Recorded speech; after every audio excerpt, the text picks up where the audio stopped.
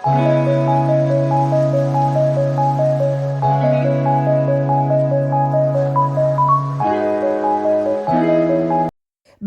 na ngai eza ya koyinda lisusu problème nini ezoleka entre Gatsby na Dacosta Mukina.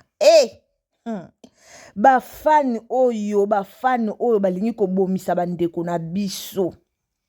Ki fanatisme o biso toya kobelelaka air nyonso bafani botika koluka ba problème bozoyoka te. Ki fanatisme o toya kolobela air nyonso to sala bémission to lobela mingi ba fan mais ba fan ba oyo kate ba fan ki fanatisme oyo e komema problème nini na Dacosta na ndeko na biso Gatsby Kabasele. Tomona Gatsby na Dacosta si ba joua place moko ba joua ensemble ba joua rôle moko ba joua place moko do Gatsby amona Dacosta lokola grand frère na ye et puis Dacosta pe azwaka Gatsby lokola petit frère na ye bande kotobo ya ka polémique to lingi polémique ata place polémique ezate bandeko vraiment somo o ezokoma o ekomeli bandeko na biso mibale en tout cas na sir na otela bino Gatsby boyoka Gatsby ndenge ako expliquer bino et puis ngape na ozala wana pour que na pesa bino mo ba petit détail ekozala bien. Alors mbote na balandi nyonso o balanda X Botelwa TV en tout cas mbote na bino esika nyonso bozali bonjour bonsoir wana boyebi déjà que edepandaka kaka na air oyo bo landara biso. Bienvenue chez X Botelwa TV a ming to yakaka koloba bo solo analyse na biso to yakaka koloba bo solo to yakana biso kolukela batu makambu te to fingaka batu te to provokaka na biso pe batu te mais o biso to yakaka koloba awa to yakaka koloba analyse na biso to yakaka vraiment kosala ba analyse na biso na makambo oyo ezoleka na mokili makambo oyo ezoleka na communauté na biso et puis makambo oyo ezoleka na ba comédien na biso. Tozo mona rando oyo ya Sila na Belleville ndenge ezokinde. Alors tokanisa ki rando Sila na Belleville esuka kana Sila na Belleville mais rando oyo ebanda kokita ezokita tina ba comédienne rando penza ekita. Le rando o ekita tina batu nyonso e koma ke soko travaillaka awa tia lokolote soko travaillaka awa tia lokolote bande onanga seza mbano liboso otombe na chaîne na biso kande to ebisaka bino likamba ko s'abonner boyebi déjà ndenge ezalala rado boyebi déjà ndenge le kaka so eza mbalano vraiment liboso otombe na chaîne na biso en tout cas o s'abonner o commenter o aimer vidéo o partager vidéo oyo ekosala malamu mingi en tout cas to partager vidéo et ozala vraiment kitoko ba j'aime na bino tozara nango besoin donc ba j'aime na bino wana ekosala biso kitoko makasi. Problème nini o ezoleka entre Gatsby na Dacosta. Problème o ezoleka entre Gatsby na Dacosta mutaluki problème o isa fan. Ba fan o bozolukela batu ba problème makasi. Lelo to mona kasi la na Belgique ba yoka na ate. Mais so landis la na Belgique pourquoi ba yoka na ate makambu mingi. Makambo batu ba o ekomi pene ekomi grave boy ezaka pe ba fan de ba gravango lisusu bien sûr. Ba yoka na bango te mais ba fan penza nde ba yesuko gravango. Gatsby asali vidéo moko na TikTok na ye bandeko to landano lisolo bientôt tia ba j'aime na vidéo s'il vous plaît. Gatsby asala ki ba vidéo na ye ya TikTok kandenge zalaka kanda mesana na ye kosala ba vidéo na TikTok to yebi Gatsby pona ba oba yebi Gatsby te Gatsby aza bongo ajouaka epa ya Sila Bisalu ye pena motema ya mams ajouaka epa ya Sila Bisalu. Alors bato yo ba yebi Dacosta te Dacosta pe azalaka na Sila Bisalu mais alongwa na ye atikala na ye kaka na Belar Dacosta vraiment intelo ya famille Libota. Ye penza mukwa bongo donc intelo vraiment ya famille Libota ya zaka kuna na famille Libota ajouaka kitoko makasi batu mingi ba sepelaka na ye. Alors baza star moko o tokoki kokokanisa bango te tokoki jamais koya kokokanisa Gatsby na Dacosta car Gatsby ye moko a confirmé na vidéo na ya sali a confirmé que Dacosta aza ene na ye Dacosta sala musala na ye donc kitoko makasi auti ko confirmer ngo na vidéo oyo auti ko sala pona ko répondre mutu oyo alingi alukela bango trouble bango mibale. Bandeko na sir boza na tila bino na video yangu na tila bino na video yangu après to ko progresser na analyse na biso na tila bino na video oyo eluki na guerre entre Da Costa na Gatsby na to tila bino yango sikoyo après to continuer na analyse na biso eza passe na ba fan eza passe penza lelo sko soki yo muto ozoluka problème omoni Gatsby na Da Costa bakangami binemi soit Gatsby na Da Costa ba bundi nde esala yo bien. Et ça là ou bien pendant ce moment ba comédien na biso omi balé ba bundi ba komo boaka na ba jeton ba kangami binemi pourquoi tu luka ka makambo biso ba fan pourquoi ni tu kaka ko luka makambo est-ce que faut que na vidéo ya Gatsby OK ka ko commenter o koma ba komba Da Costa OK ka ko commenter na ndenge yo commenter bongo botika ko luka ba problème botika koluka ba problème botika koluka makambo e ana batu mususu amona ne likambo albeti ne kara lekisi mais ana batu mususu amona likambo abetango karate au lekisango te makambo eleka esi eleka Gatsby na Da Costa baza ba frère lelo Gatsby ba kuta na Da Costa na nzela ba solo la ba pesa na mbote master boni bien vie boni bien eleki. Alors, botika baba babuzoba oboyaka ko créer la bango wana ezaka vraiment bien te. Ezaka vraiment propreté bandeko nanga. Toyoka no Da Costa na toyoka Gatsby après tozonga sima. Ceux qui zambanu ya liboso otombe na chaîne na biso en tout cas au s'abonner, au commenter, au liker, au partager ba vidéo na biso et au sala bien. Bandeko nanga totia ba j'aime na vidéo et au sala kitoko. Salut tout le monde, j'espère que vous allez bien. Je réponds à ce commentaire. Ma sœur, c'est pas seulement parce que toi tu l'as écrit, non. Plusieurs personnes ont écrit ça. J'ai fait fi de ces commentaires-là dans certaines vidéos, mais je me vois dans l'obligation quand même de répondre à celui-ci afin de mettre tout le monde un tout petit peu sur le même diapason. Écoutez, ne me comparez à personne, s'il vous plaît. Pour que je sois Gatsby Kabakele le magnifique, je n'ai pas besoin de comparaison. Le frère dont vous écrivez le nom fait un très grand boulot. Il fait un grand travail. C'est quelqu'un que je respecte énormément. J'ai un grand respect pour lui. C'est un acteur génial. Il a l'art dans le sang. Et je le respecte énormément pour cela. Je ne voudrais pas qu'on me compare. Vous savez, vous êtes content de ne pas me voir dans peut-être certaines histoires ou certaines affaires et tout ça. Alors ne me mettez pas non plus dans ces affaires-là. Pour que je sois ce que je suis, je n'ai pas besoin de comparaison. Pour moi, je sais que je suis un acteur qui continue d'apprendre, qui continue d'évoluer à sa manière. Alors ne me comparez pas à celui qui a beaucoup de connaissances. Il a beaucoup de connaissances, en tout cas beaucoup. Et je le respecte énormément. Et je vous demanderai aussi, si vous m'aimez vraiment, quand vous le dites, vous m'aimez, si vraiment vous m'aimez, alors arrêtez ça, s'il vous plaît. Pour que je sois Gatsby, pour que je sois ce qui je suis, pour que je roule, pour que je rentre, pour que j'aille à mon travail de professeur, que j'aille faire l'art, je n'ai pas besoin de comparaison. J'ai juste besoin de respect. C'est-à-dire que, s'il vous plaît, respectez mon frère, respectez-le. Je ne veux pas des comparaisons, c'est pas... Non, je ne veux pas ça. Je suis chrétien et la Bible me demande d'être bien avec tout le monde. Et surtout, je ne veux pas être une pierre d'achoppement pour qui que ce soit. Ce genre de commentaires sont des commentaires qui créent la zizanie, qui créent certaines choses dans le cœur peut-être des gens. Et ce n'est pas bon. Ce n'est pas bon. Si vous êtes vraiment chrétien, si vous allez vraiment à l'église, si vous craignez Dieu et si vous m'aimez comme vous le dites, arrêtez ça, s'il vous plaît. Respectez-le. En tout cas, moi, je vous le dis, respectez-le. Parce que c'est un grand. Je le dis pas juste pour le dire, je le dis parce que je sais que c'est un grand. Pour les rares fois que j'ai travaillé avec lui à la maison chez nous à SB, je reconnais sa grandeur. Alors, s'il vous plaît, pour l'amour de Dieu, ne faites plus jamais ça. Merci et que Dieu vous garde de là où vous êtes. Peace. Bandeko nanga wana bouti koyoka Gatsby Kabasele aye ko répondre question oyo soit aye ko répondre commentaire o disons commentaire o bomoni na telebino na page ya miniature nanga eza commentaire oyo Gatsby Kabasele aye ko répondre mutu oyo donc fan na bango kwa fan na ye disons ba fan kaka toloba fan aye a commenter na commentaire na ye pona kokitisa Da Costa ko tombola ye donc yaza lokwa mukwa bongo ya mams bablo mwa bongo. Alors Gatsby comme azaka très sage, en tout cas azaka vraiment maye la sage, a joué vraiment na sagesse pona ko répondre et si ka ba problème ezate pourquoi Kongola lukaka problème. Oyo commenter na commentaire à Gatsby po kitisa Da Costa.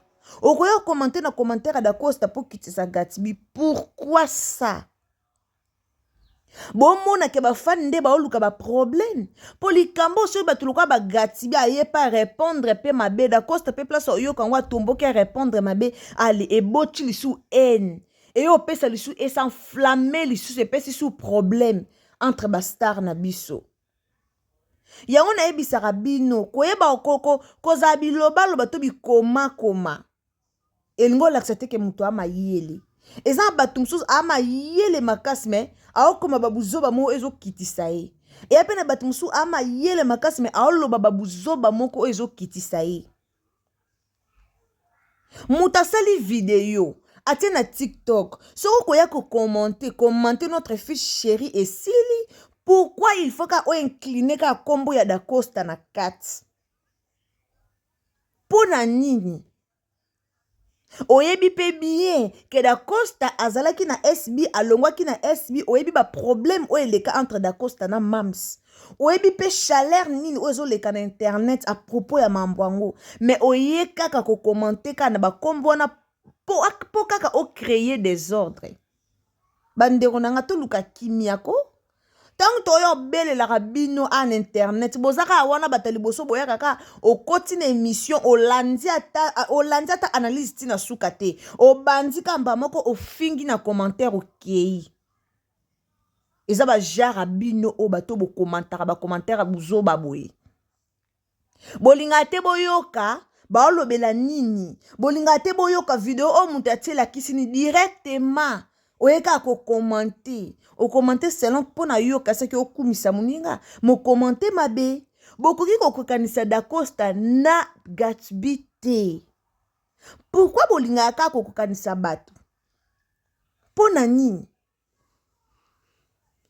nini ka ko kokanisa bato naza toujours na bizelo yebisa bino so balongoli Da Costa batie Gatsby a jouer na place Da Costa a jouer a kokande Da Costa jouate a koka rôle Da Costa te so babi balongola Gatsby bazui Da Costa batie na rôle ya Gatsby a koka rôle ya Gatsby te a ozaka doublir D'accord na décor ilunga aya awa aloba likamba ba doublir bo baka ye ne kulusu internet mobimba ba comédien ba fan ba baka décor ilunga ne kulusu mais aloba likamba solo eza likamba doublir ba ebisaka bino mutu moko jouer rôle ya muninga ate azati donc oloba note ke na bamba Da Costa na boma Da Costa na bwa kele maladi ponga na jouer rôle na ye okoka te ba otio place Da Costa mo koko jouer le kwa yete alors tout tika ba polémique lo ba monde ya théâtre na biso comment na ba polémique makasi grâce na bino pe ba fan de grâce na bino ba fan bino bolinga kaka soki yo kumisa mutu batu nyonso ba yo kumisa mutu wana Nasir n'expliqua qu'il y a bien émission na ya lobby na sala qui concernant Mama Top ndenge akumisa faire rigola batu ba crucifier batu ba fingier balinga teka kumisa faire rigola et ander mona ba jara ba commentaire oyo soki yo kumisa Gatsby batu nyonso te ba kumisa Gatsby pourquoi ko yo kota kombo Da Costa na kati eza nde mona mutu akumisa Da Costa soko kumisa Da Costa batu nyonso te ba luka ba kumisa Da Costa alors to tika kuluka ba ranking parfois biso moko to lukela bango ba ranking parfois biso moko to yaka na ba ranking moko ezanga tina video o Gatsby ataki na internet o ataki na TikTok na ye ezui ba commentaire ya bate belé alors bate belé ba fingi bate belé penza ba lobby Bate belé. Pourquoi bo chrétien ka da Costa? Pona nini asala ki choix na ye eza ndenge na eza choix na ye? Boya chrétien ka pona nini? Bolika bolukele conflit kaka makasi na ndeko na ye. Bolika ye na ndeko ne ba lobana te. Soki ye na ndeko ne ba lobana te nde bo sepela nango. So lelo da Costa na Gatibi ba sola te et ça la bino bien. Combien de binemi o eza na théâtre na biso? Combien de binemi, combien de batu o ba lobana te? So toye koto tozwa sila na Belleville, bango nde babanda. Toye koto tozwa Xil Peshanga na sila, bango nde babanda. Toye koto tozwi Via na Intel, toye koto tozwi Matop na Ma Teresa. So toye boy tozwi nani Muchopi na nani na kuna nani Mimika bongo. Toye koto tozwi Dozo. Finalement bolingi bokoti yango su na Da Costa na Gatibi ameno. Tokoma na combien de binemi na théâtre na biso. Po na monde théâtre na biso bango nyonso balobana te. Bo mona bango bazwi bango batie bango wana off matanga bakuta nyo fête ba pesa nimbote. Balobana kate bango tout. Ba jouer na ba haine mona mitema na bango. Ba jouer na ki hypocrisie makasi baza ba hypocrite. Ming bat ba créer ba binemi na bango ba fan. Prévenez que toyo mona ba jara ba commentaire o. Et ba commentaire o e panzaka batu.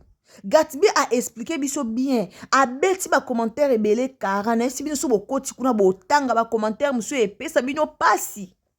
Ale ya boye bato ba pe ba fanya Da Costa tango bo kende ba moni ba commentaire wana e créer désordre, créer biswana entre ba fanya Gatibi na ba fanya Da Costa. Yango bo mona ka e créer ba polémique entre ba star. Yango bomona e créer ba polémique makasi entre ba star. Lelo peut-être si la na Belleville pa ba yoka na ba banga ba fan na bango o mona pe si la pe bo banga ba famille bota banga banani ba bakuku ba bakuku na ngaso ba yoki yango. Lelo to ya kota Belleville o banga ba famille bota ba famille bota na ngaso ba yoki yango. Eza ba jara ba commentaire a boye. Ba jara ba discussion boye ba jara mamba boye e benda ka ba biswana entre ba fan. Po ba fan Da Costa ba olinga pete ba mona ba kitisa Da Costa fosa ba kitisi na ba commentaire wana. D'ailleurs boyoki explication ya yemo Gatibi, boyoki yemo ka nzimi Da Costa. Alors soki yemo ko muto boyoki commenter on nzima Da Costa, pourquoi pas bino? Ba compara mutu te. Da Costa ana savoir faire na ye. Gatibi pe ana savoir faire na ye. Ba compara mutu te Gatibi ana Da Costa za ene ya Gatibi na théâtre. Alors ba joua ba théâtre na bo kitoko Gatibi so ba pesi rôle a incarna ka très propre, très kitoko. Da Costa pe na ndenge na ye abeta kango pe na ndenge na ye. Bango mibale baza bentelo okoto atanga boyo kokanisa bon poani. Poani ka fo yonde kona biso oye ko commenter. Oya commenter ka po o lobaka kombo muninga na ndia mabe. Poani.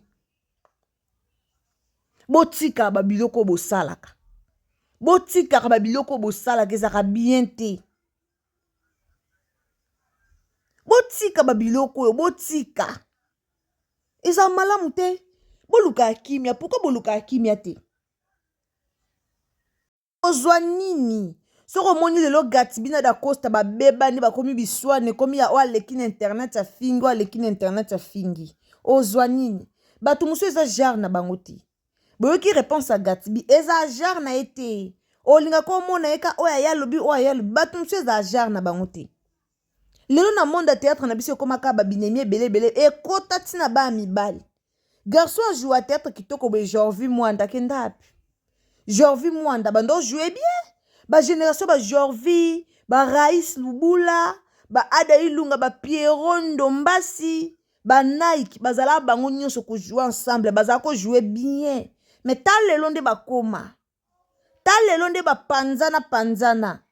En mo ekota na kati. Po ani motema mabeka ya batu. Po ani motema mabeka ya ba fan. Lukuta ya ba fan. Ba fan bali komona batu baza ensemble te. Ye fan wa ko ya commenter a lobby ba n'importe quoi aya lobby. Alinga Gatibi betele maboko. alingi agati basepela mpe eza bato mosusu bazoba mosusu baye mpe soki kokomante kolobaka babuzoba lisusu ezalaka nini na bino. Moto alingi congolais alingi moninga ne congolais te. Congolais alingi komona bastar na biso bazala ensemble te. Congolais alingi komona bastar na biso ensemble te ka fo bakabwana ka fo babebana ka fo babunda mpo mitema na bino esepela eya malamu te. Eya malamu te. Lelo bastar ebele mboka na biso na bayoka na lisu te grâce na bino bafani kokomanta babuzoba mikolo boza mikolo me boyaka kokomanta babuzoba oyaka ofingi muninga po lingaka ete ozwa nini yaya bakommentaire oyo eza wana heureusement gatibi azofase bakommentaire misusu me bakommentaire eza wana eza somo bandeko na nga ozwa nini soko olingi koke commentaire oke finga bango ozwa nini bafuta o nini. En tout cas, eza pasi bandeko. Toyeba oluka kimia, toyeba kotia kimia, place kimia ezalite, il faut boza abatumo ya kotia kimia. So moni kimia ezate oye kotia kimia, et non oya ko baksa susu pasi, place pasi ezali, eza malamu mingi te. Eza malamu te. Vraiment merci beaucoup na balandinyo sur X Boté la TV. So eza mbalano ya liboso ka noto yebisa rabino na chaîne na biso, alors au s'abonner, au commenter, au liker, au partager ba vidéo na biso et au sala malamu mingi. Mbote na balandinyo so o balandaka biso, mbote na bandeko nyonso o vraiment bozoka tan na bino ya koyoka biso. En tout cas mbote na bino esika bozali tolingi bino mingi. Nzambe ya Lola a continuer ko batela pe ko pambola bino esika bozali. Bisous, bye.